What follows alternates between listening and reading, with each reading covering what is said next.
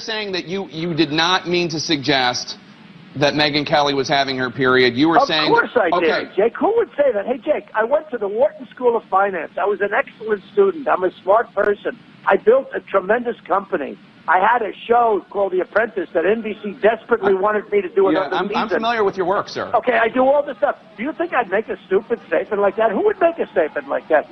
Only a sick person would even think about it. All right, ladies and gentlemen, now it's time for the Malzberg panel. And on said panel, Brent Budowsky, writer for The Hill, thehill.com, former aide to Senator Lloyd Bentsen, who last time he was on wore a Trump tie, as I often do, and then took scissors to that tie and cut it in half. I don't know what he's going to cut in half today. Also on the panel, Alexis Levinson, senior political reporter at National Review. And welcome to both of you. And Alexis, welcome aboard the Malzberg panel for the first time. So let me start with you. What's your take on what Donald Trump said about Megyn Kelly? I mean, I'm inclined to believe that he did not actually mean to imply that she was on her period. Having said, mostly because I think if he had meant to imply that, he might have just said it directly instead of trying to, you know, allude to something. Having said that, like, that's a terrible comment. I mean, it was just, of course we construed it the way we did. Why would we not? But you will agree that, or I don't know, I shouldn't say you will agree. Do you believe, as I do, that Megyn Kelly went way over the line in her attacks, specifically the first question she posed to Donald Trump at the debate? Absolutely not. No, I don't agree at all. I think that was totally fair debate questions right there. The whole point of a debate is for voters to get to know where politicians stand, and I think she did a great job of that. Well, Brent, let me play devil's advocate. I'm sorry, did I say Brent? Brent, I'm sorry. Let me play devil's advocate here for a second, and let me ask if Hillary Clinton would ever come under such scrutiny the way Donald Trump did at a debate. For instance, you champion yourself as a woman for women's rights, and women should vote for you. It's time for a woman in the White House. You were in the White House, Madam Secretary, and some might say you facilitated the dalliances of your husband, only blaming the right-wing conspiracy while your husband was accused of all kinds of things from in the Oval Office and out of the Oval Office. Will you think she'll ever get that question at a debate? Oh, now I do, absolutely. You do? I will make one prediction, is that one of the effects of the way the Fox News handled the debate, which I think was very professional and very well done, and I give Megyn Kelly and all the other guys at Fox a tremendous ovation for the way they handled it. It ups the bar for the way CNN will be tough, I predict, on Hillary and all the other Democrats in the Democratic debate. I think what will happen as a result of Megyn's questioning of Trump is that Hillary will get tougher questions from CNN and others than she otherwise would have on the debate. I think Megyn Kelly is superb. I wrote a piece that was on the Hill over the weekend that said that Megyn took on the bully, and she was very professional. She quoted a number of comments that Trump had made about women, directed at different women at different years throughout his career. He has a bullying kind of an attitude. She called his bluff, and he didn't do a very good job defending him. Now, I'm not going to get into what's in his heart when he talked about blood coming out of whatever portion of the anatomy. I will say it was a politically dumb thing to say. Well, but I'll answer your question again for emphasis.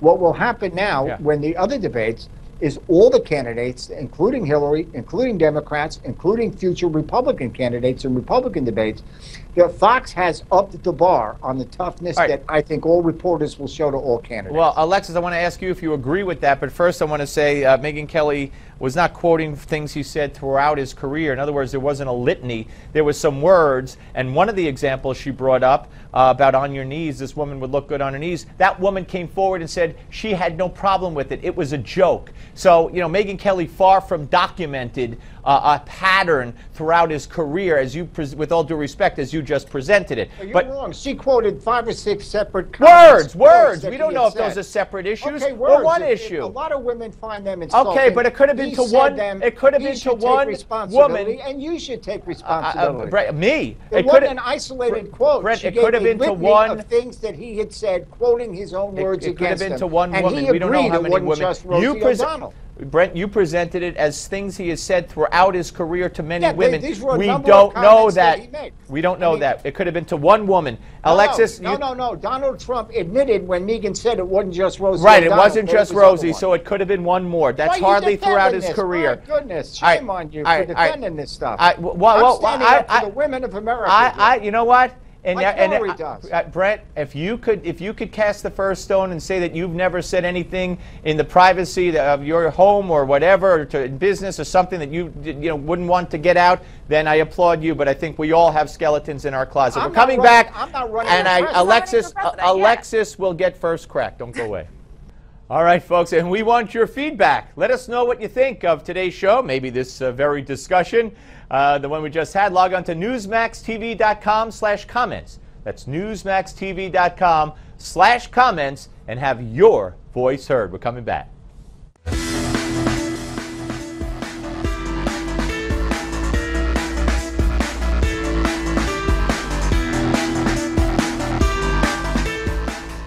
All right, folks, picking up on the Malzberg panel with Brent Budowsky and Alexis Levinson. And Alexis, I'm sorry, we need to hear from you. Now, before Brent and I got into our little sidebar there, he did say that he felt that the Fox debate and the questions by, among others, of course, Megyn Kelly, have set the bar higher, or tougher, if you will, for future debates, and that CNN and other networks will present tougher questions to Hillary and the Democrats. Do you buy that?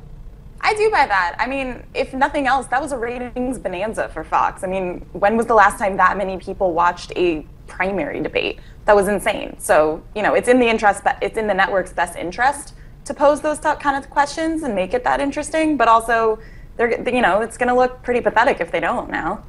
Yeah, well, that's never stopped the mainstream media before. So we'll have to see. All right, let's move on, if we can, to something that we're going to talk to David Swerdlock about, and my Gimme 5 is going to be on part of it as well. And this is this celebration, Alexis, of the anniversary, almost in the form of a memorial for Michael Brown, who was a thug, who was killed justifiably by a police officer who he punched, grabbed the gun of, shot the gun of, and then ran from and then charged and was killed in self-defense.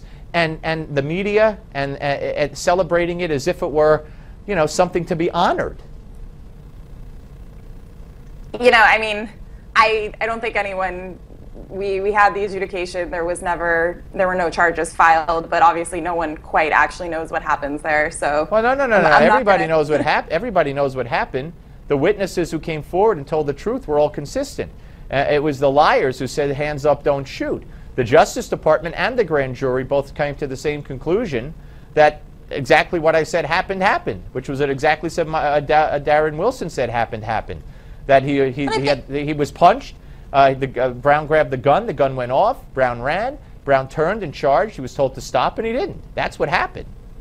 I think regardless, it was not a happy situation, but I think the reason this is still in the public sentiment and still in the public eyes because, this became part of a series. And obviously, like you said, the cop was acquitted, found to be doing his job the way he was supposed to be doing his job, but there's been a series of white cops shooting black suspects, and I don't pretend to have an encyclopedic knowledge of exactly what happened, but it's just playing into some really serious racial tensions in the country. Well, it stirred racial tensions because of the lie of hands up, don't shoot, and a media willing to go along with that lie. Brent, it really bothers me that the Obama sent representatives to this kid's funeral, and that now it's being memorialized. Well, first of all, we don't have time in this segment for me to say how much and why I disagree with what you said. Wait, what do you disagree with? What do you disagree with? That the killing was justified. I do not believe it was. I do not believe. So who was wrong? So the evidence is the way you argue. Really? Wait, Brent. Wait. I don't want to get diverted. I want to make the major Brent, point you can't here. say something like that and then say I don't want to talk about it. Well, so wait. I want to agree with Alexis that too many blacks have been killed by too many police. All right. Then it has to be stopped. So the Justice Department. The black lives do matter. Okay. So do white lives. So do all lives. I agree with Alexis on Brent, that. so do black lives. So do white lives, and so do all lives. So you're saying. Absolutely. So you're saying, But so wait, you Brent, don't have an epidemic of Brent. blacks killing whites when they're in custody of police. You do have an epidemic when they're in white police custody. killing Brent, blacks. Yes. you're throwing There words are around. cases of Brent, people Brent, being Brent. shot while Brent, they I got to were running interrupt. away. They Brent, were shot Brent, in the back. Brent, Okay? who was There are shot? Brent, cases- Brent, you cases got to of let me hate. talk, or I'm going to have to bring you down. You got to let me talk. They're not shot when they're in custody. And how many of them are shot in the? You're wrong about that. There have been examples. How many where they of were them are in shot custody. in the back? You had suicides that were induced, which I think was an outrage in that case. Brent, you're making you had things one guy up. that Brent, was shot Brent, in the you're back just, while he was you're just. running All right, away. Brent, I'm Do out you of see- time. Brent, I'm out of time. I'm out of time. Okay. Brent and Alexis, I thank you very much, and we'll speak to you soon, folks. I'm disappointed that Brent wouldn't let me get a word in there.